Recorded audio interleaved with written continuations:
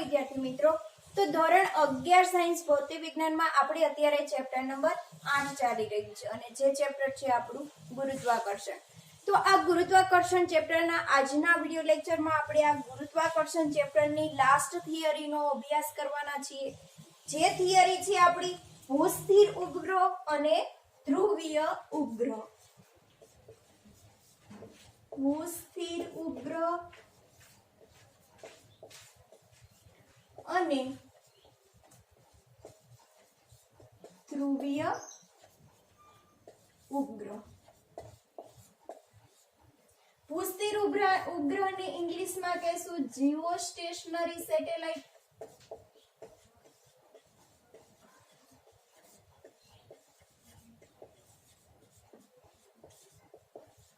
અને ધ્રુવીય ઉપગ્રહને ઇંગ્લિશમાં કહેશું પોલાર સેટેલાઇટ. તો આજના વિડિયો લેક્ચરમાં આપણે જોશું ભૂસ્થિર ઉપગ્રહ અને ધ્રુવીય ઉપગ્રહ. તો બંને ઉપગ્રહની આપણે ટૂંકમાં માહિતી મેળવવાના છીએ. તો આના પહેલાના વિડિયો લેક્ચરમાં આપણે પૃથ્વીના ઉપગ્રહ વિશેની વાત કરી ગયા છીએ.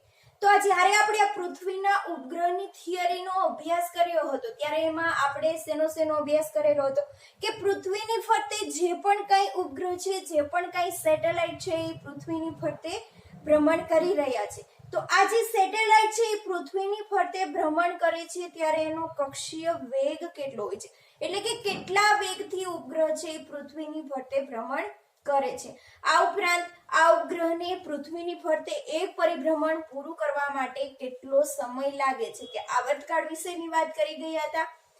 આ ઉપરાંત આ જે ઉપગ્રહ છે એની કુલ ઉર્જા કેટલી મળે છે તો એ ઉર્જા વિશેની પણ આપણે વાત કરી ગયા હતા કે ઉપગ્રહ પાસે કુલ ઉર્જા કેટલી હોય છે. તો પૃથ્વીના ઉપગ્રહ વિશેની વાત તો આપણે કરી ગયા છીએ, પરંતુ આ પૃથ્વીની ફરતે તો ઘણા બધા સેટેલાઇટ છે એ શું કરે છે, ભ્રમણ કરે છે. અમુક એવા સેટેલાઇટ છે કે જે લોઅર ઓર્બિટમાં શું કરતા હોય, ભ્રમણ કરતા હોય. અમુક એવા સેટેલાઇટ છે કે જે મિડલ ઓર્બિટમાં ભ્રમણ કરતા હોય અને અમુક એવા સેટેલાઇટ છે કે જેઓ જીઓસ્ટેશનરી ઓર્બિટમાં ભ્રમણ કરતા હોય. અમુક એવા સેટેલાઇટ છે કે જે પોલાર ઓર્બિટમાં પરિભ્રમણ કરતા હોય. તો ઘણા બધા પૃથ્વીની ફરતે સેટેલાઇટ ભ્રમણ કરે છે. આપણને ખબર છે કે ઉપગ્રહો છે એ કુદરતી પણ છે અને કૃત્રિમ પણ ઉપગ્રહ છે, બરાબર. ચંદ્ર છે એ પૃથ્વીની ફરતે પરિભ્રમણ કરી રહ્યું છે, તો આ ચંદ્ર પૃથ્વીની ફરતે પરિભ્રમણ પૂરું કરે છે તો એના માટેનો એને સમય કેટલો લાગે છે કે જે કુદરતી ઉપગ્રહ છે. પૃથ્વીનો કેવો ઉપગ્રહ છે, કુદરતી ઉપગ્રહ છે. આ ઉપરાંત કૃત્રિમ ઉપગ્રહ એટલે શું કે નાસા દ્વારા કે ઈસરો દ્વારા આપણે લોન્ચ કરવામાં આવે છે ઘણા ઉપગ્રહ કે જેને આપણે કહેવામાં આવે છે કૃત્રિમ ઉપગ્રહ, કે જે માનવ સર્જિત ઉપગ્રહ છે અને જેને આપણે અવકાશમાં મોકલીએ છીએ, બરાબર. તો ઉપગ્રહ છે એ ઘણા બધા પ્રકારના છે અને પૃથ્વીની ફરતે અલગ અલગ ચક્ર લગાવતા હોય છે અને દરેક ઉપગ્રહને અલગ અલગ સમય લાગતો હોય છે કે પૃથ્વીની ફરતે એક આખું પરિભ્રમણ પૂરું કરવા માટેનો આવર્તકાળ ઉપગ્રહ માટે અલગ અલગ હોય છે. તો ઘણા બધા ઉપગ્રહ છે એ પૃથ્વીની ફરતે પરિભ્રમણ કરે છે અને એમાંથી આપણી ટેક્સ્ટ બુકમાં અત્યારે બે ઉપગ્રહ વિશેની વાત કરેલી છે. એક છે ભૂસ્થિર ઉપગ્રહ અને બીજું છે ધ્રુવીય ઉપગ્રહ, કે આપણે જીઓસ્ટેશનરી સેટેલાઇટ અને પોલાર સેટેલાઇટ વિશેની વાત કરવાના છીએ. તો આપણે જોઈએ કે ઉપગ્રહ છે એ સૌથી પહેલા એના પ્રકારો જોઈએ, ઉપગ્રહના પ્રકાર. તો સૌથી પહેલા છે લિયો સેટેલાઇટ, જે તમારી ટેક્સ્ટ બુકમાં નથી આપેલું પરંતુ અત્યારે આપણે એની વિશેની થોડીક માહિતી મેળવી દઈએ.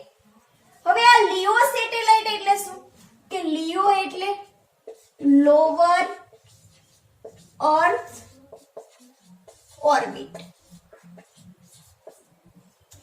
લોઅર અર્થ ઓર્બિટ એટલે શું કે પૃથ્વી જે છે એ પૃથ્વીની ફરતે નજીકમાં જ તે એની ઓર્બિટ આવેલી હોય છે. પૃથ્વીની નજીકમાં જ ઓર્બિટ આવેલી હોય છે અને આ ઓર્બિટમાં શું આવેલું હોય છે? ઉપગ્રહ આવેલો હોય છે. જો આ જે લોઅર ઓર્બિટમાં જે ઉપગ્રહ છે એવા આપણે ઉપગ્રહનું નામ આપશું લિયો સેટેલાઇટ. શું કહેવામાં આવે છે? લિયો સેટેલાઇટ. તો આ જે આ ઓર્બિટ છે લોઅર અર્થ ઓર્બિટ, તો આ જે ઓર્બિટ છે ઈ ઓર્બિટની પૃથ્વીની સપાટીથી ઊંચાઈ કેટલી હોય છે? 200 કિલોમીટર થી 2000 કિલોમીટર સુધીની શું હોય છે? લોઅર અર્થ ઓર્બિટ હોય છે કે પૃથ્વીની સપાટીથી આટલી ઊંચાઈએ આ ઓર્બિટ આવેલી હોય છે અને ત્યાં ઉપગ્રહ છે એ પરિભ્રમણ કરતા હોય છે. તો લોઅર અર્થ ઓર્બિટમાં જે પણ સેટેલાઇટ આવેલા છે, જે પણ ઉપગ્રહ આવેલા છે એવા સેટેલાઇટને આપણે કહેશું લિયો સેટેલાઇટ. હવે આ ઓર્બિટ છે એ પૃથ્વીની સપાટીથી આટલી ઊંચાઈએ છે, પરંતુ આ ઉપગ્રહને પૃથ્વીની ફરતે એક પરિભ્રમણ પૂરું કરવા માટે કેટલો સમય લાગે છે? તો જે આપણી પાસે છે આવર્તકાળ, તો કેટલો થશે? 1.5 થી 2 અવર. કે આટલી ઊંચાઈએ જે ઓર્બિટ આવેલી છે લિયો અર્થ ઓર્બિટ, લોઅર અર્થ ઓર્બિટ, આ ઓર્બિટમાં જે ઉપગ્રહ છે એને પૃથ્વીની ફરતે એક પરિભ્રમણ પૂરું કરવા માટે કેટલો સમય લાગે છે? 1.5 થી 2 અવર જેટલો સમય લાગે છે. કે 1.5 કલાકથી 2 કલાકમાં આ ઉપગ્રહ છે એક પરિભ્રમણ પૂરું કરી દે છે. તો હવે એક દિવસમાં આ ઉપગ્રહ છે કેટલા ભ્રમણ પૂરો કરતો હશે? તો આટલા કલાકમાં 1.5 થી 2 કલાકમાં આ ઉપગ્રહ છે ઈ એક પરિભ્રમણ પૂરું કરે. તો એક દિવસમાં કેટલી કલાક છે? તો એક દિવસમાં 24 કલાક છે.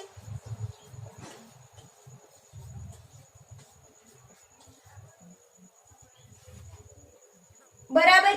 તો આ જે ઉપગ્રહ છે એક દિવસમાં કેટલા ચક્ર પૂરું કરશે? તો એક દિવસમાં 12 થી 16 જેટલા ચક્ર પૂરા કરે પૃથ્વીની ફરતે. બરાબર. તો આ જે લિયો લોઅર અર્થ ઓર્બિટ છે પૃથ્વીની સપાટીથી 200 કિલોમીટર થી 2000 કિલોમીટરની ઊંચાઈએ છે અને એનો આવર્તકાળ છે 1.5 કલાકથી 2 કલાક સુધી. એક દિવસમાં એ 12 થી 16 જેટલા ચક્ર પૂરા કરી દે છે. અને લોઅર અર્થ ઓર્બિટમાં જે પણ સેટેલાઇટ આવેલા છે એ સેટેલાઇટને આપણે કહેશું લિયો સેટેલાઇટ. એના પછી બીજું આવે છે જે છે મિયો સેટેલાઇટ.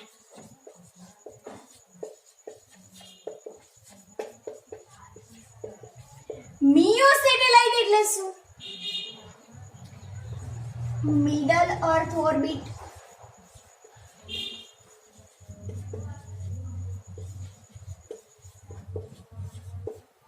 મિડલ અર્થ ઓર્બિટ એટલે શું? કે જે લોઅર અર્થ ઓર્બિટ કરતા થોડીક વધારે ઊંચાઈ આવેલી હોય છે મિડલ અર્થ ઓર્બિટ. અને આ મિડલ અર્થ ઓર્બિટમાં શું હોય છે? ઉપગ્રહ આવેલા હોય છે. આ લિયો છે અને આ મિયો છે. હવે મિડલ અર્થ ઓર્બિટ છે, મિડલ અર્થ ઓર્બિટની ઊંચાઈ પૃથ્વીની સપાટીથી કેટલી આવેલી છે? તો 2000 કિલોમીટર થી 36,000 કિલોમીટર. તો મિડલ અર્થ ઓર્બિટની ઊંચાઈ કેટલી છે? 2000 કિલોમીટર થી 36,000 કિલોમીટર. કે આટલી ઊંચાઈએ મિડલ અર્થ ઓર્બિટ આવેલી હોય છે અને આ મિડલ અર્થ ઓર્બિટમાં જે પણ સેટેલાઇટ છે એ સેટેલાઇટને આપણે કહેશું મિયો સેટેલાઇટ. બરાબર. અને આ મિયો જે છે કે મિડલ અર્થ ઓર્બિટ છે એમાં જે પણ સેટેલાઇટ આવેલા છે એ સેટેલાઇટને પૃથ્વીની ફરતે પરિભ્રમણ પૂરું કરવા માટે કેટલો સમય લાગશે? 12 અવર જેટલો સમય લાગશે. તો એક આખું ચક્ર પૂરું કરવા માટે પૃથ્વીની ફરતે 12 કલાક લાગે છે. તો એક દિવસમાં કેટલા ચક્ર પૂરા કરશે? તો એક દિવસમાં 2 ચક્ર પૂરા કરશે.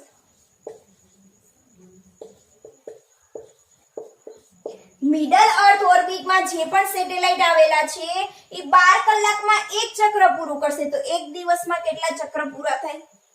2 ચક્ર પૂરા થાય, કારણ કે એક દિવસમાં 24 કલાક હોય. જો 12 કલાકમાં 1 ચક્ર લગાવતા હોય તો 24 કલાકમાં કેટલા ચક્ર થાય? 2 ચક્ર પૂરા કરે. મિડલ અર્થ ઓર્બિટમાં જે સેટેલાઇટ છે તેની વાત છે. અને આ સેટેલાઇટની પૃથ્વીની સપાટીથી ઊંચાઈ કેટલી હોય છે? 2000 કિલોમીટર થી 36000 કિલોમીટર સુધી. તો આ વાત થઈ લોઅર અર્થ ઓર્બિટની અને બીજી વાત થઈ મિડલ અર્થ ઓર્બિટની. હવે આપણે જે ત્રીજો ટાઈપ જોવાના છીએ, ત્રીજો ટાઈપ છે જીઓ ઓર્બિટ.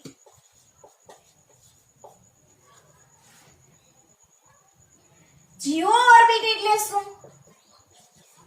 જીઓ સ્ટેશનરી અર્થ ઓર્બિટ.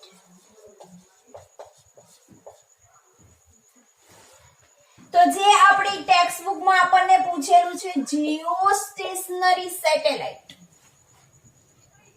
તો જે આ જીઓ સ્ટેશનરી અર્થ ઓર્બિટ છે એ પૃથ્વીની સપાટીથી 36000 કિલોમીટર થી ઉપરની ઊંચાઈએ આવેલી છે. હવે આટલી ઊંચાઈએ આ જે જીઓ સ્ટેશનરી અર્થ ઓર્બિટ આવેલી છે એમાં જે પણ કાંઈ સેટેલાઇટ છે એ પરિભ્રમણ કરી રહ્યા હોય એવા સેટેલાઇટને આપણે શું કહેશું? Geo stationary satellite. કેટલી ઊંચાઈએ? પૃથ્વીની સપાટીથી 36000 કિલોમીટરની ઊંચાઈ જે સેટેલાઇટ ઓર્બિટ આવેલી છે એ ઓર્બિટનું નામ પાડેલું છે જીઓ સ્ટેશનરી અર્થ ઓર્બિટ. અને આ જીઓ સ્ટેશનરી અર્થ ઓર્બિટમાં જે પણ સેટેલાઇટ છે, જે પણ ઉપગ્રહ આવેલા છે એવા ઉપગ્રહનું નામ આપેલું છે જીઓ સ્ટેશનરી સેટેલાઇટ અથવા તો ભૂસ્થિર ઉપગ્રહ. હવે જે આ જે જીઓ સ્ટેશનરી અર્થ ઓર્બિટ એટલે કે આ જે ઓર્બિટ છે 36000 કિલોમીટરની ઊંચાઈએ છે એમાં જે પણ કાંઈ સેટેલાઇટ આવેલા છે ઈ સેટેલાઇટ શેના માટે ઉપયોગી છે? તો આપણને ખબર છે કે પૃથ્વીની ફરતે જેટલા પણ સેટેલાઇટ છે એ બધા જ સેટેલાઇટ શેના માટે ઉપયોગી થાય છે? માની લો કે આપણે અત્યારે આઈપીએલ ક્રિકેટ મેચ ચાલી રહી છે, ઇન્ડિયામાં ચાલી રહી છે. હવે કોઈક બીજા દેશના લોકોને લાઈવ જોવી છે તો આ લાઈવ ટેલિકાસ્ટ શેના દ્વારા થાય છે? સેટેલાઇટ દ્વારા. આ ઉપરાંત જીપીએસ ટ્રેક કરો છો, જીપીએસ પણ શેના દ્વારા ચાલે છે? સેટેલાઇટ દ્વારા. બરાબર. પછી એન્ટેના જે છે આપણે જે ટીવી સિગ્નલ માટે એન્ટેના અગાસી ઉપર લગાવીએ છીએ D2H ડાયરેક્ટ ટુ હોમ. તો D2H ની જે ડિસ્ક લગાવેલી હોય છે એ ડિસ્ક પણ શેના દ્વારા હોય છે? સેટેલાઇટ દ્વારા જ હોય છે અને એના જ દ્વારા ટીવી સિગ્નલ આપણને કેચ થતું હોય છે. બરાબર. કે કોઈ પણ આપણા હોમ ઉપર આપણે શું લગાવેલું હોય છે? D2H લગાવેલું હોય છે. કે પૃથ્વીની સપાટી ઉપર માની લો કે આ જગ્યાએ આપણે અત્યારે D2H લગાવેલું છે કે આવી તમે ડિસ્ક લગાવેલી જોઈ હશે જે શું છે? D2H. ટીવી સિગ્નલ કેચ માટે અથવા તો એન્ટેનાના જે સિગ્નલ છે એ સેટેલાઇટ દ્વારા આપણે કેચ કરીએ છીએ, જે એન્ટેના લગાવેલો હોય છે. તો આ જે D2H લગાવેલો હોય છે એ પણ શેના દ્વારા સિગ્નલ કેચ કરતા હોય છે? સેટેલાઇટ દ્વારા જ કેચ કરતા હોય છે. હવે આ જે જીઓ અર્થ ઓર્બિટ આવેલી છે કે આના પછીની જે ઓર્બિટ છે એમાં જે પણ સેટેલાઇટ છે આ બાજુ હું D2H લગાવી દઉં કે આ D2H લગાવેલું છે. બરાબર. અને અહીંયા જે અર્થ ઓર્બિટ છે એ ઓર્બિટ છે જીઓ ઓર્બિટ. અને અહીંયા જે ઉપગ્રહ છે એ ઉપગ્રહ દ્વારા શું થતું હોય છે? સિગ્નલ કેચ થતા હોય છે. જે આપણે D2H ડિસ્ક લગાવેલી હોય છે અથવા તો એન્ટેના લગાવેલા હોય છે એ આ જે ભૂસ્થિર ઓર્બિટ છે એટલે કે જીઓ સ્ટેશનરી અર્થ ઓર્બિટ છે એમાં જે પણ કાંઈ સેટેલાઇટ લગાવેલા છે એ સેટેલાઇટ દ્વારા સિગ્નલ છે એ કેચ થતા હોય છે. અને એના જ જ દ્વારા આપણને ટીવી સિગ્નલ મળતું હોય છે. હવે અહીંયા તમને વિચાર આવે કે આપણે જે આ ડિસ્ક લગાવેલી હોય છે, બરાબર, હવે આ જે ડિસ્ક લગાવેલી છે એ ડિસ્ક આપણે હલનચલન કરીએ છીએ કે એક જ જગ્યાએ આપણે સ્થિર કરીને રાખીએ છીએ? તો એક જ જગ્યાએ આ ડિસ્ક છે એ આપણે સ્થિર કરીને રાખી દઈએ, પછી ડેલી આપણે એને ફેરવતા નથી કે આ બાજુ સિગ્નલ આવે કે આ બાજુ સિગ્નલ આવે, એવું આપણે કરતા નથી કે કોઈ પણ એક જગ્યાએ આપણે આ ડિસ્કને ફિટ કરી દેતા હોય છે કે જ્યાંથી સેટેલાઇટ દ્વારા સિગ્નલ કેચ થતા હોય છે. પછી હવે આ જો તમને વિચાર આવે કે આ ઉપગ્રહ છે એ ઓર્બિટમાં તો પરિભ્રમણ કરી રહ્યો છે, તો આ ઉપગ્રહ છે એ ગતિ કરીને આગળ જતો રહે, તો આ જે ડિસ્ક છે એને આપણે સિગ્નલ કેવી રીતે મળે? તો આપણે જાણીએ છીએ કે પૃથ્વી પણ પરિભ્રમણ કરી રહી છે, બરાબર. પૃથ્વી કેટલા દિવસમાં એક પરિભ્રમણ પૂરું કરે છે? એક દિવસમાં. કે પૃથ્વીને પોતાની ધરી પર એક પરિભ્રમણ પૂરું કરવા માટે લાગતો સમય કેટલો છે? 24 અવર. એવી જ રીતે આ જે જીઓસ્ટેશનરી અર્થ ઓર્બિટ છે કે જીઓ ઓર્બિટ છે, એમાં જે પણ કાંઈ આપણને સેટેલાઇટ આપેલા છે એ સેટેલાઇટનો આવર્તકાળ પણ કેટલો છે? 24 અવર. એટલે કે આ સેટેલાઇટ પણ પૃથ્વીની ફરતે એક પરિભ્રમણ પૂરું કરવા માટે કેટલો સમય લે છે? 24 કલાકનો સમય લે છે. અને પૃથ્વી પણ પોતાની ધરી ઉપર એક પરિભ્રમણ પૂરું કરવા માટે કેટલો સમય લે છે? 24 કલાકનો સમય લે છે. તો હવે જે આ સેટેલાઇટ દ્વારા જે સિગ્નલ કેચ કરે છે D2H, તો હવે આ જે પૃથ્વી જેવી રીતે પરિભ્રમણ પૂરું કરતી હશે એવી જ રીતે શું થતું હશે? આ જે ભૂસ્થિર ઉપગ્રહ છે એ પણ પરિભ્રમણ કરતા હોય છે. અહીંયા પણ પૃથ્વીને પોતાની ધરી પર એક પરિભ્રમણ પૂરું કરવા 24 કલાક લાગે છે, ભૂસ્થિર ઉપગ્રહને પણ 24 કલાક લાગે છે. એટલે એક દિવસમાં બંને એક ચક્ર પૂરું કરશે. એટલે આપણે એન્ટેના જે લગાવેલા હોય છે, D2H ડિસ્ક લગાવેલી હોય છે, એને આપણે ફેરો કરતા નથી. જ્યાં સિગ્નલ મળે છે ત્યાં એક જગ્યાએ આપણે શું કરીએ છીએ? એને ફિટ કરી દઈએ છીએ. હવે આ જે જીઓસ્ટેશનરી સેટેલાઇટ છે, પૃથ્વીની સપાટીથી 36,000 કિલોમીટર ઊંચાઈ અને 24 અવર. હવે જે આ જીઓસ્ટેશનરી સેટેલાઇટ, તો શા માટે એનું નામ જીઓસ્ટેશનરી સેટેલાઇટ નામ આપેલું છે કે ભૂસ્થિર ઉપગ્રહ? જીઓનો મતલબ શું થાય? પૃથ્વી. ભૂ એટલે પૃથ્વી અથવા તો ધરતી, અને સ્ટેશનરી નો મતલબ શું થાય? કે સ્થિર. તો પૃથ્વીની સાપેક્ષમાં શું છે? સ્થિર છે.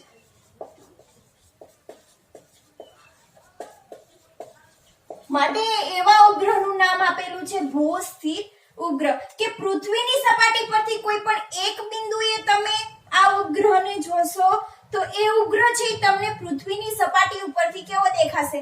સ્થિર જ દેખાશે. તમને એમ થશે કે આ ઉપગ્રહ છે એ પરિભ્રમણ કરી રહ્યો નથી, પરંતુ એને પણ એક પરિભ્રમણ પૂરું કરવા માટે 24 કલાક લાગે છે.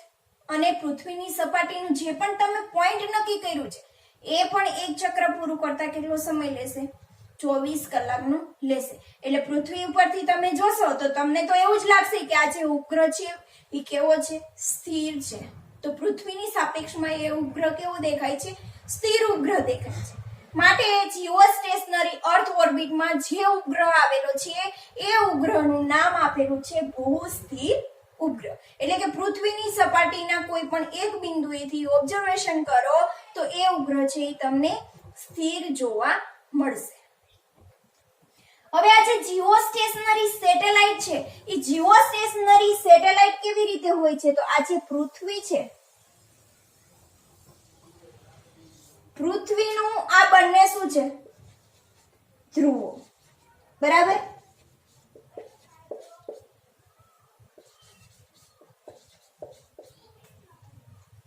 પૃથ્વીના ધ્રુવો છે અને અહીંયા તમને ખબર છે કે શું આવેલું હોય છે? વિષુવવૃત્ત. હવે જે આ જીઓ સ્ટેશનરી અર્થ ઓર્બિટ છે ને આખી વિષુવવૃત્તીય સમતલમાં આવેલી હોય છે, એટલે કે જે વચ્ચે પૃથ્વી છે એ પૃથ્વીની ફરતે આવી રીતે વિષુવવૃત્તીય સમતલમાં હોય છે, એટલે કે એનું જે તમને રોટેશન છે એ આવું જોવા મળશે.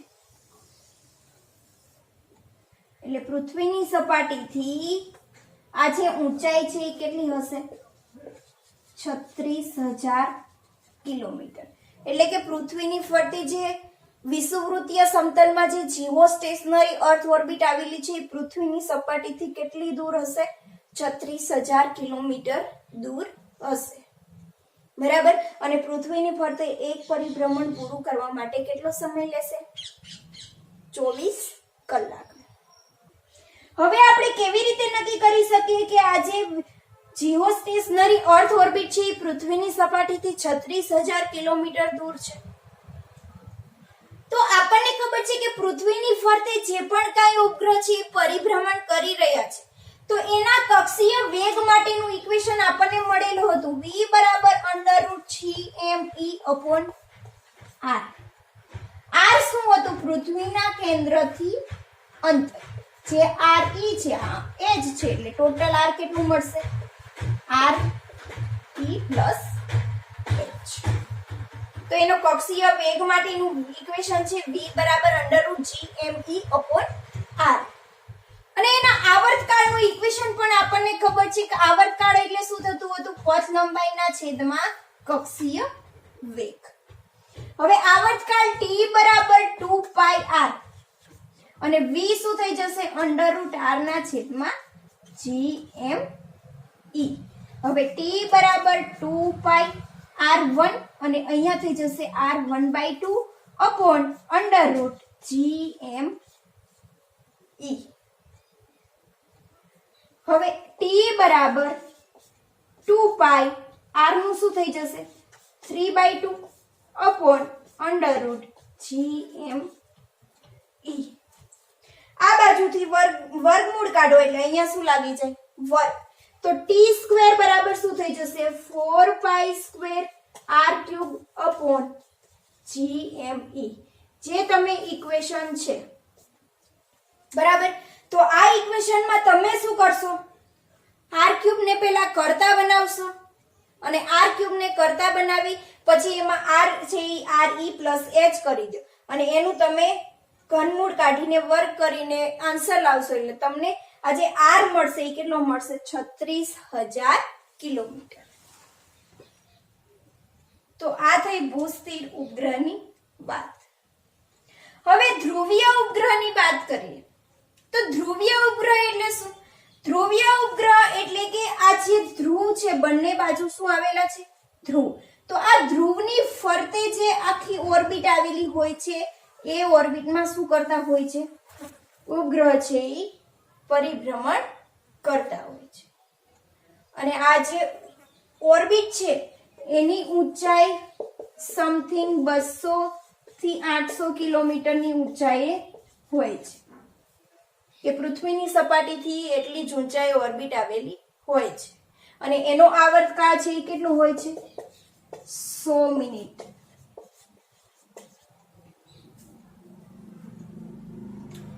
ભૂસ્થિર ઉપગ્રહ છે એની કલાક કેટલી હતી? 24 કલાક હતી. તો 24 કલાકની મિનિટ કેટલી થાય? 24 ગુણ્યા 60 મિનિટ. અને જ્યારે ધ્રુવીય ઉપગ્રહની મિનિટ કેટલી છે? 100 મિનિટ. એટલે કે 100 મિનિટમાં જે ધ્રુવીય ઉપગ્રહ છે એક આખું ચક્કર પૂરું કરી દેશે.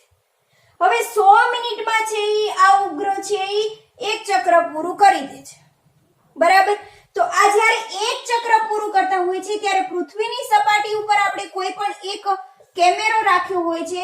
તો આ જે પૃથ્વી છે એ પણ પરિભ્રમણ કરી રહી છે અને એની ફરતે ધ્રુવીય ઉપગ્રહ પણ શું કરે છે? પરિભ્રમણ કરે છે. હવે આ ધ્રુવીય ઉપગ્રહ જે અહીંયા છે અહીંયા આપણે એક કેમેરો ફિટ કરી દઈએ. બરાબર. તો અહીંયા જે કેમેરો ફિટ કર્યો છે એ આ જે પૃથ્વીની એક પટ્ટીનું ઓબ્ઝર્વેશન કરશે. ઉપગ્રહ જેમ જેમ ગતિ કરશે પૃથ્વીની ફરતે એમ એમ એક પટ્ટીનું શું થશે? ઓબ્ઝર્વેશન થશે. બરાબર. તો આ જે કેમેરો એક ફિટ કર્યો છે તો એક આખું ચક્ર પૂરું કરશે એટલે પૃથ્વીની સપાટીની એક પટ્ટીનું ઓબ્ઝર્વેશન થઈ જશે. પૃથ્વી થોડી ગતિ કરશે એટલે બાજુની પટ્ટીનું ઓબ્ઝર્વેશન થશે, પાછી પૃથ્વી થોડી ગતિ કરશે એટલે પાછું એક પટ્ટીનું ઓબ્ઝર્વેશન થશે. આમ પૃથ્વીના આ જે ધ્રુવીય ઉપગ્રહ છે એ થોડાક સમયમાં શું થશે, આખી પૃથ્વીનું ઓબ્ઝર્વેશન કરી લેશે કે આખી પૃથ્વીનું અવલોકન થશે. અને જે પોલાર ઉપગ્રહ છે એ કઈ ઓર્બિટમાં આવેલા હોય છે, પોલાર ઓર્બિટમાં ગતિ કરતા હોય એવા ઉપગ્રહને આપણે કહેશું પોલાર સેટેલાઇટ એટલે કે ધ્રુવીય ઉપગ્રહ. એનો આવર્તકાળ છે 100 મિનિટ અને પૃથ્વીની સપાટીથી 200 થી 800 કિલોમીટરની ઊંચાઈએ આવેલા હોય છે. આ ઉપરાંત જીઓસ્ટેશનરી ઉપરાંત એક બીજો પણ સેટેલાઇટ છે જીઓસિંક્રોનસ. શું નામ છે? જીઓસિંક્રોનસ સેટેલાઇટ.